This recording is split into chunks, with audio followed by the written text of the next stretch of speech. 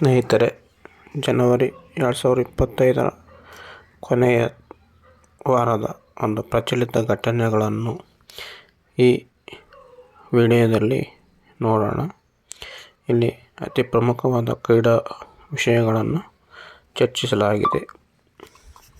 ಮುಖ್ಯವಾಗಿ ಪದ್ಮಶ್ರೀ ಪ್ರಶಸ್ತಿ ಹಾಗೂ ಇತರ ಪ್ರಶಸ್ತಿಗಳನ್ನು ಇಲ್ಲಿ ಚರ್ಚಿಸಲಾಗಿದೆ. ಭಾರತದ ಯಾವ ಮಾಜಿ ಕ್ರಿಕೆಟಿಗ ಜೀವಮಾನ ಸಾಧನೆಗಾಗಿ ಕರ್ನಲ್ ಸಿ.ಕೆ. ನಾಯ್ಡು ಪ್ರಶಸ್ತಿಗೆ ಭಾಜನರಾಗಿದ್ದಾರೆ? ರೋಹಿತ್ ಶರ್ಮಾ, ವಿರಾಟ್ ಕೊಹ್ಲಿ, ಆರ್. ಅಶ್ವಿನ್, ಸಚಿನ್ ತೆಂಡೂಲ್ಕರ್. ಸರಿಯಾದ ಉತ್ತರ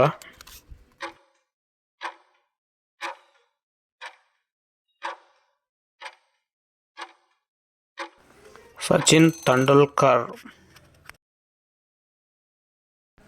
ಕ್ರಿಕೆಟ್ ದಿಗ್ಗಜ ಸಚಿನ್ ತೆಂಡೂಲ್ಕರ್ ಅವರಿಗೆ ಜೀವಮಾನ ಸಾಧನೆಗಾಗಿ ಕರ್ನಲ್ ಸಿ.ಕೆ. ನಾಯ್ಡು ಪ್ರಶಸ್ತಿಯನ್ನು ನೀಡಲಾಗುತ್ತಿದೆ. ವೇಗದ ಬೌಲರ್ ಜಸ್ಪ್ರೀತ್ ಬುಮ್ರಾ ಮತ್ತು ಮಹಿಳಾ ತಂಡದ ಬ್ಯಾಟರ್ ಸ್ಮೃತಿ ಮಂಧಾನ ಅವರು ಭಾರತ ಕ್ರಿಕೆಟ್ ನಿಯಂತ್ರಣ ಮಂಡಳಿಯ ಬಿಸಿಸಿಐ ಕ್ರಮವಾಗಿ ಶ್ರೇಷ್ಠ ಆಟಗಾರ ಮತ್ತು ಆಟಗಾರ್ತಿ ಪ್ರಶಸ್ತಿಗೆ ಆಯ್ಕೆಯಾಗಿದ್ದಾರೆ. ಈ ಪೇಪರ್ ಕಟ್ಟಿಂಗ್ಸ್ನಲ್ಲಿ ನಾವು ಇದನ್ನು ಗಮನಿಸಬಹುದು. ವೇಗದ ಬೌಲರ್ ಜಸ್ಪ್ರೀತ್ ಬುಮ್ರಾ ಮತ್ತು ಭಾರತ ಕ್ರಿಕೆಟ್ ನಿಯಂತ್ರಣ ಮಂಡಳಿ ಶ್ರೇಷ್ಠ ಅಂತಾರಾಷ್ಟ್ರೀಯ ಕ್ರಿಕೆಟಿಗ ಪಾಲಿ ಉಮ್ರಿಗ ಪ್ರಶಸ್ತಿಗೆ ಆಯ್ಕೆಯಾಗಿದ್ದಾರೆ. ಈ ಪೇಪರ್ ಕಟ್ಟಿಂಗ್ಸ್ನಲ್ಲಿ ವಿವರವಾದ ಮಾಹಿತಿಯನ್ನು ನಾವು ತಿಳಿದುಕೊಳ್ಳಬಹುದು. ಈ ಪೇಪರ್ ಕಟ್ಟಿಂಗ್ಸ್ನಲ್ಲಿ ಬುಮ್ರಾ, ಸಚಿನ್ ತೆಂಡೂಲ್ಕರ್ ಹಾಗೂ ಸ್ಮೃತಿ ಮಂಧಾನ ಇವರ ಚಿತ್ರಗಳನ್ನು ಗಮನಿಸಬಹುದು. ಆಸ್ಟ್ರೇಲಿಯನ್ ಓಪನ್ ಮಹಿಳಾ ಸಿಂಗಲ್ಸ್ ಪ್ರಶಸ್ತಿ ಗೆದ್ದುಕೊಂಡವರು ಯಾರು? ಸರಿಯಾದ ಉತ್ತರ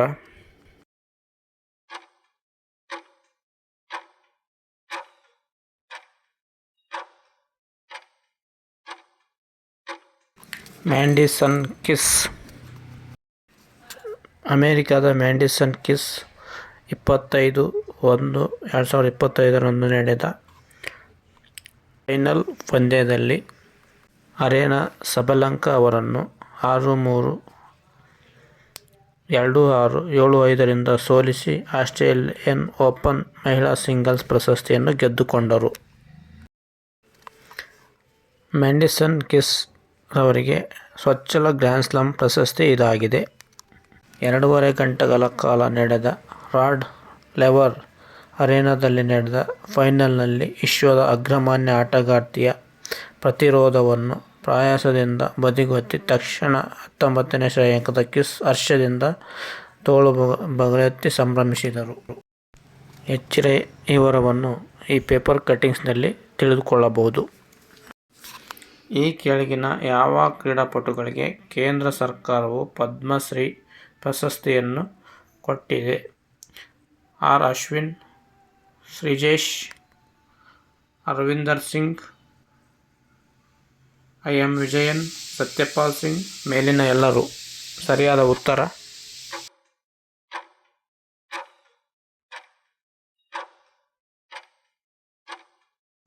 ಮೇಲಿನ ಎಲ್ಲರೂ. ಭಾರತ ಕ್ರಿಕೆಟ್ ತಂಡದಿಂದ ನಿವೃತ್ತಿಯಾದ ಆರ್. ಅಶ್ವಿನ್ ಮತ್ತು ಹಾಕಿ ತಂಡದ ಮಾಜಿ ಗೋಲ್ಕೀಪರ್ ಪಿ. ಶ್ರೀಜೇಶ್ ಅವರಿಗೆ ಪದ್ಮಶ್ರೀ ಪ್ರಕಟಿಸಲಾಗಿದೆ.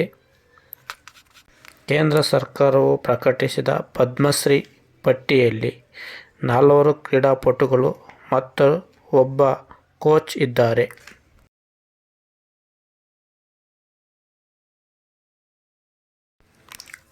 ಆರ್. ಅಶ್ವಿನ್, ಶ್ರೀಜೇಶ್, ಫುಟ್ಬಾಲ್ ದಂತಕಥೆ ಎಂ. ವಿಜಯನ್ ಮತ್ತು ಪ್ಯಾರಾ ಒಲಿಂಪಿಕ್ಸ್ ಆರ್ಚರಿಯ ಮೊದಲ ಚಿನ್ನದ ಪದಕ ವಿಜೇತ ಅರವಿಂದರ್ ಸಿಂಗ್ ಅವರಿಗೆ ಪದ್ಮಶ್ರೀ ಗೌರವ ಸಂದಿದೆ. ಪ್ಯಾರಾ ಹೈಜಂಪರ್ ಅಥ್ಲೀಟ್ ಪ್ರವೀಣ್ ಕುಮಾರ್ ಅವರ ಕೋಚ್ ಸತ್ಯಪಾಲ್ ಸಿಂಗ್ ಅವರಿಗೂ ಪದ್ಮಶ್ರೀ ಘೋಷಿಸಲಾಗಿದೆ. ಕರ್ನಾಟಕದಿಂದ ಸುಮಾರು 9 ಮಂದಿಗೆ ಪದ್ಮಶ್ರೀ ಪ್ರಶಸ್ತಿಯನ್ನು ನೀಡಲಾಗಿದೆ. ಇಲ್ಲಿ ಈ ಪಟ್ಟಿಯಲ್ಲಿ ತಿಳಿದುಕೊಳ್ಳಬಹುದು. ಯಾವ ದೇಶದ ಅಧ್ಯಕ್ಷರು 2025ರ ಭಾರತದ ಗಣರಾಜ್ಯೋತ್ಸವದ ಪರೇಡ್ನಲ್ಲಿ ಮುಖ್ಯ ಅತಿಥಿಯಾಗಿ ಭಾಗವಹಿಸಿದ್ದರು. ಸರಿಯಾದ ಉತ್ತರ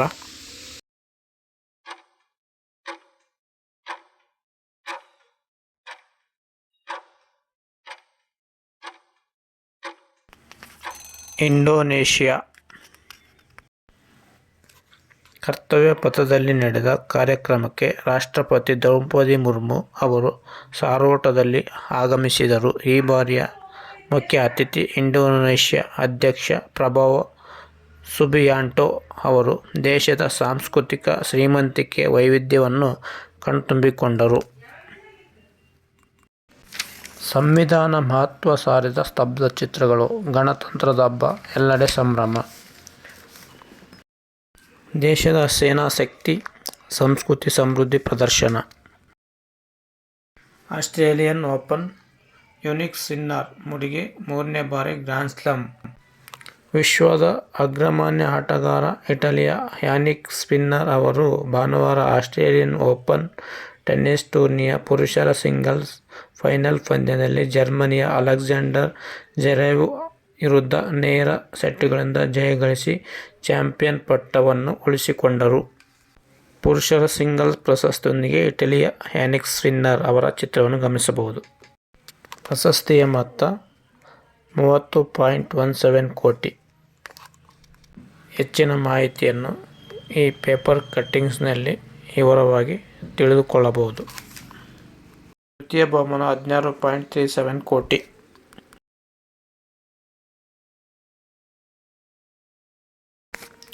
ಬೂಮ್ರಾಗೆ ವರ್ಷದ ಕ್ರಿಕೆಟಿಗ ಕಿರೀಟ. ಶರವೇಗದ ಸರದಾರನಿಗೆ ಸರ್ ಗ್ಯಾರ್ಫೀಲ್ಡ್ ಸೋಬರ್ಸ್ ಪ್ರಶಸ್ತಿ. ಬೂಮ್ರಾ ಅವರು ಈ ಸಾಧನೆ ಮಾಡಿದ ಭಾರತದ 5ನೇ ಆಟಗಾರರಾಗಿದ್ದಾರೆ. ಈ ಮೊದಲು ರಾಹುಲ್ ದ್ರಾವಿಡ್ 2004, ಸಚಿನ್ ತೆಂಡೂಲ್ಕರ್ 2010, ಆರ್ ಅಶ್ವಿನ್ 2016, ವಿರಾಟ್ ಕೊಹ್ಲಿ 2017-18 ಅವರಿಗೆ ಪ್ರಶಸ್ತಿ ಒಲಿದಿತ್ತು. ಐಸಿಸಿ ವರ್ಷದ ಟಿ20 ಆಟಗಾರ ಪ್ರಶಸ್ತಿ ಗೆದ್ದ ಹರ್ಷದೀಪ್ ಸಿಂಗ್. ಅಂತಾರಾಷ್ಟ್ರೀಯ ಕ್ರಿಕೆಟ್ ಮಂಡಳಿಯ 2024ನೇ ಸಾಲಿನ ವರ್ಷದ ಪುರುಷರ ಟಿ20 ಕ್ರಿಕೆಟಿಗ ಪ್ರಶಸ್ತಿಗೆ ಟೀಮ್ ಇಂಡಿಯಾ ಎಡಗೈ ವೇಗದ ಬೌಲರ್ ಹರ್ಷದೀಪ್ ಸಿಂಗ್ ಭಾಜನರಾಗಿದ್ದಾರೆ. 2024ರಲ್ಲಿ ಭಾರತ ತಂಡವು ಅಮೆರಿಕ ಹಾಗೂ ಕೆರಿಬಿಯನ್ ಜಂಟಿ ಆತಿಥ್ಯದಲ್ಲಿ ನಡೆದ ಐಸಿಸಿ ಟಿ20 ವಿಶ್ವಕಪ್ ಗೆಲ್ಲುವಲ್ಲಿ ಹರ್ಷದೀಪ್ ಮಹತ್ವದ ಪಾತ್ರ ವಹಿಸಿದ್ದರು. ಪುರುಷರ ವಿಭಾಗದಲ್ಲಿ ಅಫ್ಘಾನಿಸ್ತಾನದ ಆಲ್ರೌಂಡರ್ ಅಜ್ಮತುಲ್ಲಾ ಒಮರ್ಜೈ ಅವರ ಚುರುಕಿನ ವೇಗದ ದಾಳಿ ಮತ್ತು ಬಿರುಸಿನ ಬ್ಯಾಟಿಂಗ್ನಿಂದಾಗಿ ಸೋಮವಾರ ಐಸಿಸಿ ಪುರುಷರ ಏಕದಿನ ಕ್ರಿಕೆಟರ್ 2024 ಗೌರವಕ್ಕೆ ಪಾತ್ರರಾಗಿದ್ದಾರೆ. 24 ವರ್ಷದ ಒಮರ್ಜೈ ಅವರು ಟಿ20 ಮತ್ತು ಫ್ರಾಂಚೈಸಿ ಕ್ರಿಕೆಟ್ನಲ್ಲೂ ಪ್ರಭಾವಿ ಎನಿಸಿದ್ದರು. ಅವರು ಕಳೆದ ವರ್ಷ 417 ರನ್ ಕಲೆಹಾಕಿದ್ದರು. ಐಸಿಸಿ ಮಹಿಳಾ ಏಕದಿನ ಕ್ರಿಕೆಟ್. ಸ್ಮೃತಿ ಮಂಧಾನಗೆ ವರ್ಷದ ಕ್ರಿಕೆಟಿಗ ಗೌರವ. ಕಳೆದ ವರ್ಷ ತೋರಿದ ಸ್ಫೂರ್ತಿದಾಯಕ ಆಟದಿಂದಾಗಿ ಭಾರತ ತಂಡದ ಆರಂಭ ಆಟಗಾರ್ತಿ ಸ್ಮೃತಿ ಮಂಧಾನ ಅವರು ಸೋಮವಾರ ಐಸಿಸಿ ಮಹಿಳಾ ಏಕದಿನ ವರ್ಷದ ಕ್ರಿಕೆಟಿಗರಾಗಿ ಆಯ್ಕೆಯಾಗಿದ್ದಾರೆ. 2024ರಲ್ಲಿ ಎಡಗೈ ಆಟಗಾರ್ತಿ ರನ್ ಹೊಳೆಹರಿಸಿದ್ದರು. 2018ರಲ್ಲಿ ಮತ್ತು 2022ರಲ್ಲಿ ಮಂಧಾನ ಅವರು ಐಸಿಸಿ ಮಹಿಳಾ ವರ್ಷದ ಕ್ರಿಕೆಟ್ ಆಟಗಾರ್ತಿ ಗೌರವಕ್ಕೆ ಪಾತ್ರರಾಗಿದ್ದರು. ಕೆಪಿಬಿ ಮಹಿಳಾ ಓಪನ್ ಟೆನ್ನಿಸ್ ಟೂರ್ನಿ. ಜರ್ಮನಿಯ ಮರಿಯಾ ಚಾಂಪಿಯನ್. ಆರಂಭಿಕ ಹಿನ್ನಡೆಯಿಂದ ಚೇತರಿಸಿಕೊಂಡ ಅಗ್ರ ಶ್ರೇಯಾಂಕದ ತಾನ್ಯಾ ಮರಿಯಾ ಅವರು ಕೆಪಿಬಿ ಮಹಿಳಾ ಓಪನ್ ಟೆನ್ನಿಸ್ ಟೂರ್ನಿಯ ಮಹಿಳಾ ಸಿಂಗಲ್ಸ್ ಕಿರೀಟವನ್ನು ಮುಡಿಗೇರಿಸಿಕೊಂಡರು. ಚಿತ್ರವನ್ನು ಇಲ್ಲಿ ನಾವು ಗಮನಿಸಬಹುದು. ಪ್ರಶಸ್ತಿ ಸ್ವೀಕರಿಸಿರುವ ಒಂದು ಚಿತ್ರವನ್ನು ಇಲ್ಲಿ ನಾವು ಗಮನಿಸುತ್ತಿರಬಹುದು. ಪ್ರಶಸ್ತಿಯೊಂದಿಗೆ ಜರ್ಮನಿಯ ತಾನ್ಯಾ ಮರಿಯಾ. ಕರ್ನಾಟಕ ರಾಜ್ಯ ಲಾನ್ ಟೆನ್ನಿಸ್ ಸಂಸ್ಥೆ ಅಂಗಳದಲ್ಲಿ ನಡೆದ ಫೈನಲ್ ಹಣಾಹಣಿಯಲ್ಲಿ ಲಿಯಾ ಜಿನ್ ಅವರನ್ನು ಮಣಿಸಿದರು. ಪ್ರಶಸ್ತಿಯೊಂದಿಗೆ ಜರ್ಮನಿಯ ತಾನ್ಯಾ ಮರಿಯಾ. 2024ರ ಐಸಿಸಿ ಟಿ20 ಪುರುಷರ ತಂಡದ ನಾಯಕರಾಗಿ ಯಾರನ್ನು ಹೆಸರಿಸಲಾಗಿದೆ? ರೋಹಿತ್ ಶರ್ಮಾ, ಹರ್ಷದೀಪ್, ಬೂಮ್ರಾ, ಹಾರ್ದಿಕ್ ಪಾಂಡ್ಯ. ಸರಿಯಾದ ಉತ್ತರ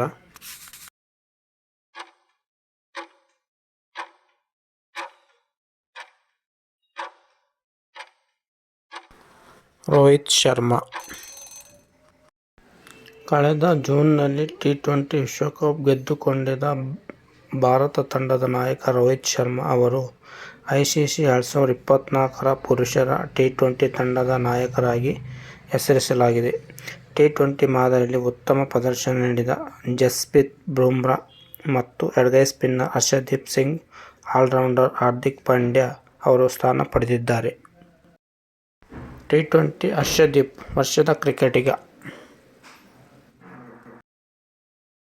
ಪ್ರೊ ಕಬಡ್ಡಿ ಬೆಂಗಳೂರು ತಂಡಕ್ಕೆ ಮುಖ್ಯ ಕೋಚ್ ಆಗಿ ಮರಳಿ ನೇಮಕ, ರಮೇಶ್ ಹೆಗಲಿಗೆ ಬುಲ್ಸ್ ಪಳಗಿಸುವ ಹೊಣೆ.